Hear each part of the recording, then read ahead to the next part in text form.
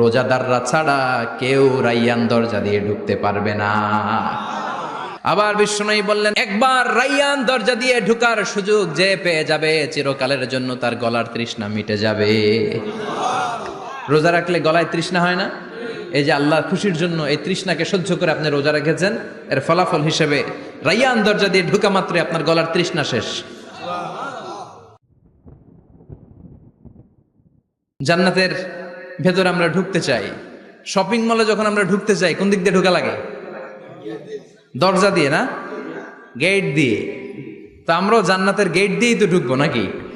আমরা জান্নাতের কোনো না কোনো গেট দিয়ে ঢুকতে হবে। বিশ্বনবী ফরমান, বুখারীর বর্ণনা, ইন্নালিল জান্নাতি সামানিয়াতু আবওয়াব, জান্নাতের ভেতরে 8টা দরজা আছে। কয়টা? বিশ্বনবী একবার সাহাবাদেরকে নিয়ে ওয়াজ করছেন, বলছেন তোমাদের মধ্যে এমন একজন ব্যক্তি আছে, এই ব্যক্তি